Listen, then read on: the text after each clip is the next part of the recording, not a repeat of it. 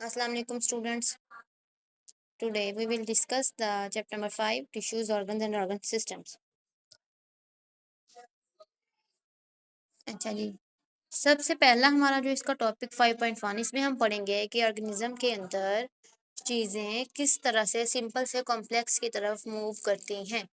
सादा से कॉम्प्लेक्स की तरफ चीज़ें किस तरह से मूव करती हैं। हम बहुत ही छोटे लेवल से स्टार्ट करेंगे और बड़े लेवल तक जाएंगे। जैसे जैसे हम नीचे से ऊपर की तरफ जाते हैं कॉम्प्लेक्सिटी बढ़ती जाती है, पेचीदगी बढ़ती जाती है। ये जो डिफरेंट लेवल हैं इनको हम लेवल्स ऑफ ऑर्गेनाइजेशन कहते हैं, यानी तंजीम के दर्जात कौन से हैं। जैसे केमिस्ट्री में आप लोग पढ़ते हैं कि सबसे छोटा हमारे पास एटम होता है, एटम्स मिलते हैं तो मॉलिक्यूल्स बनते हैं, कंपाउंड्स बनते हैं। बिल्कुल इसी तरह यहाँ पे भी हम पढ़ेंगे। दो तरह के जानदार होते हैं, यूनिसेलुलर एंड मल्टी सेलुलर जानदार होते हैं। यूनिसेलुलर वो होते हैं जो एक सेल पर मुश्तमिल होते हैं, एंड मल्टी सेलुलर वो जिनमें बहुत सारे सेल्स होते हैं। बैक्टीरिया वगैरह जो है वो सिर्फ एक सेल पर मुश्तमिल होते हैं, उनको हम यूनिसेलुलर कहते हैं। मल्टी सेलुलर कौन है? प्लांट्स और एनिमल्स जो है ये मल्टी सेलुलर, यानी हमारी बॉडी में लाखों करोड़ों सेल्स होते हैं। अच्छा जी, केमिस्ट्री में आपने जो सबसे छोटा लेवल पढ़ा है किसी भी चीज़ का, मैटर का जो सबसे छोटा यूनिट है वो एटम है। बिल्कुल इसी तरह से बायो में भी हम एटम से स्टार्ट करेंगे। ठीक है, सबसे छोटा जो मैटर का मादा का जो यूनिट है वो है एटम।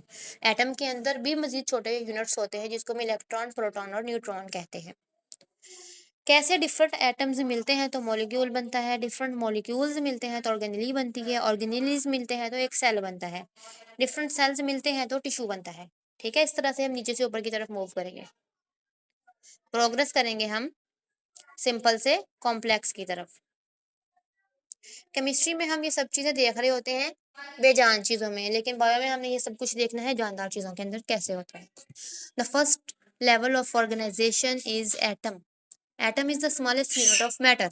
मैटर का जो सबसे छोटा यूनिट है वो एटम है। एटम के बारे में ये कहा जाता है कि ये एलिमेंट की प्रॉपर्टी रखता है, यानी कि ऑक्सीजन हमारे पास है, हमारे पास ऑक्सीजन से भरा हुआ एक सिलेंडर है। कौन सा एलिमेंट है वो? ऑक्सीजन एक एलिमेंट है। उसमें से अगर हम थोड़ा सा 2-3 एटम निकाल के देखेंगे तो उनकी भी वही प्रॉपर्टी होगी जो बाकी सब की होगी। सिलेंडर में मौजूद बाकी तमाम जो हमारे पास एलिमेंट्स हैं उनकी भी प्रॉपर्टी वही है, यानी कि एटम जो है वो अपने एलिमेंट की प्रॉपर्टी को रिटेन करता है, शो करता है। डिफरेंट तरह के एटम्स होते हैं। केमिस्ट्री में हमने पढ़ा है कि हमारे पास 118 तरह के एलिमेंट्स होते हैं। तो जितने तरह के एलिमेंट्स होंगे उतनी तरह के ही एटम होंगे। कार्बन का एटम और तरह का होगा, हाइड्रोजन का एटम और तरह का होगा, ऑक्सीजन का एटम और तरह का होगा। ये जो डिफरेंट है हमारे पास, ये डिपेंड करता है number of electron and proton पे। कार्बन में 6 इलेक्ट्रॉन होते हैं, हाइड्रोजन में 1 इलेक्ट्रॉन होता है, इस तरह से। तब डिफरेंट एटम्स मिलते हैं तो हमारे पास मॉलिक्यूल बनता है। ठीक है, जब डिफरेंट एटम के मिलने से मॉलिक्यूल बनेगा तो उसकी प्रॉपर्टी उस एटम से डिफरेंट होगी। फॉर एग्जांपल वाटर की बात करते हैं तो पानी में H2O इसका फार्मूला है, यानी 2 हाइड्रोजन के एटम मिलते हैं और एक साथ में ऑक्सीजन का एटम जब मिलता है, डिफरेंट मॉलिक्यूल्स मिलते हैं तो हमारे पास एक वाटर बन जाता है।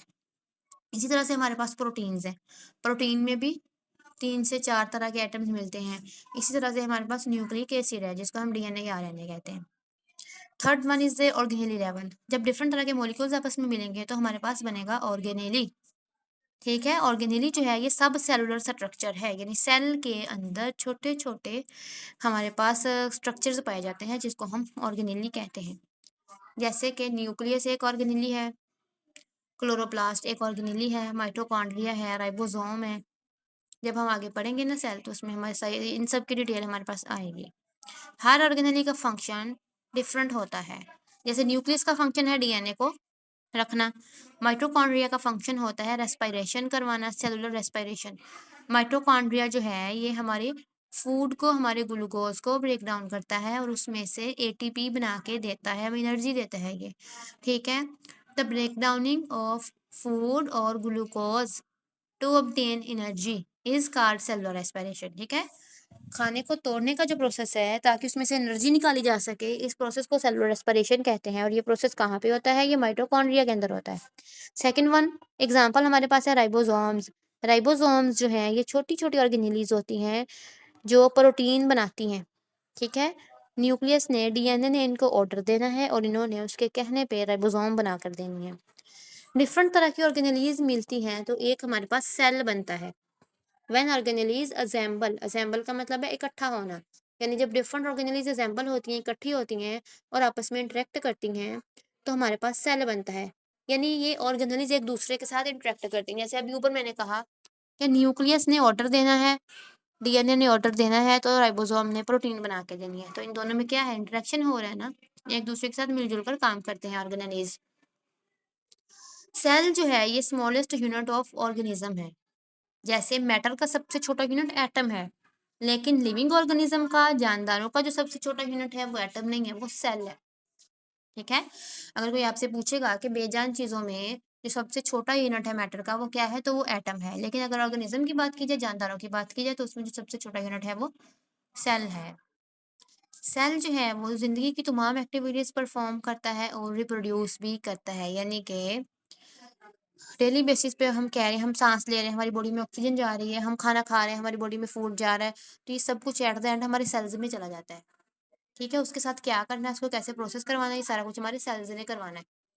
सेकंड नंबर पे वो कह रहा है कि रिप्रोड्यूस, यानी एक सेल दो सेल में डिवाइड होता है, दो सेल्स चार सेल में डिवाइड होते हैं, तकसीम होते हैं सेल। एक बच्चे की हाइट बढ़ती है, कैसे वो छोटे से बड़ा हो जाता है, क्योंकि सेल्स रिप्रोड्यूस करते हैं। एक 2 साल के बच्चे के अंदर 1 मिलियन सेल्स है फॉर एग्जाम्पल, 4 साल के बच्चे के अंदर 2 मिलियन सेल्स हैं। ठीक है। यानी कि सेल्स रिप्रोड्यूस करते हैं, तादाद बढ़ाते हैं अपनी। यूनिसेलुलर ऑर्गेनिज्म जो है वो एक सेल पर मुश्तमिल होते हैं, मल्टी सेलुलर ऑर्गेनिज्म एक से ज्यादा सेल्स पर मुश्तमिल होते हैं। ये बात ऊपर भी मैंने आपको बताई है। ठीक है। Uni mean one, multi mean many. Unicellular की मिसाल मैंने बैक्टीरिया दिया है, और मल्टी सेलुलर एनिमल्स और प्लांट्स होते हैं। Then we will discuss the tissue level organisation. Different तरह के सेल्स आपस में मिलेंगे तो टिश्यूज बनेंगे। ठीक है। टिश्यू की डेफिनेशन क्या है, a tissue is a group of similar sales, एक जैसा काम करने वाले सेल्स जब आपस में मिलते हैं तो टिश्यू बनता है। अब यहाँ पे क्वेश्चन है, क्या तमाम सेल्स एक जैसा काम करते हैं? जी नहीं, हर सेल का काम मॉडिफाइड होता है उसके फंक्शन के हिसाब से। एग्जांपल लेते हैं, हमारी आंखों में भी सेल्स होते हैं, हमारे कान में भी सेल्स हैं, हमारे नाक में भी सेल्स हैं। लेकिन आंखों के सेल्स का काम क्या है, देखना। नोज में जो सेल्स हैं उनका काम है स्मेल करना, हमारे कानों में जो सेल्स हैं उनका फंक्शन है सुनना। तो हर सेल का जो फंक्शन है उस हिसाब से वो चेंज होते हैं। तो टिश्यू क्या होता है, डिफरेंट तरह के जो सेल्स एक जैसा काम करते हैं, जब वो आपस में मिलते हैं तो टिश्यू बनता है। स्पेसिफिक फंक्शन वो परफॉर्म करते हैं। एनिमल में एग्जांपल लेंगे, पहले हमारे पास है एपिथेलियल टिश्यू। एपिथेलियल टिश्यू कहते हैं स्किन के टिश्यूज को। ठीक है। बॉडी की जो सरफेसेस होती हैं, हमारी जो स्किन है वो एपिथेलियल टिश्यूज की बनी हुई है। एक हमारी स्किन और एक लाइंस। कैविटीज, कैविटीज क्या होती है, हमारे मुंह के अंदर जो खाली जगह है, इट इज अ कैविटी। तो इसके अंदर हमारे मुंह के अंदर जो टिश्यूज हैं वो भी एपिथेलियल टिश्यूज हैं, हमारी स्किन के ऊपर जो टिश्यूज हैं वो भी एपिथेलियल टिश्यूज हैं। सेकंड हमारे पास है मसल टिश्यूज।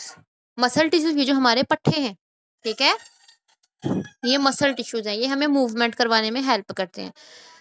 कार्डियक मसल्स भी इसमें आ जाते हैं, दिल के अंदर भी हमारे पास मसल हैं जो कि दिल को पंप करवाते हैं।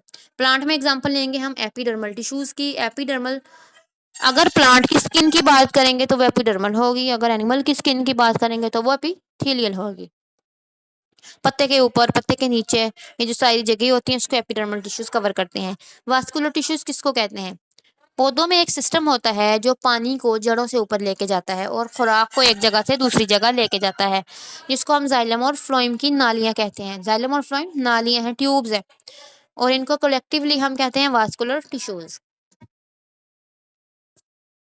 यहाँ तक आप लोग इसको स्टडी करें और देखें इसमें से क्या समझ नहीं आ रही।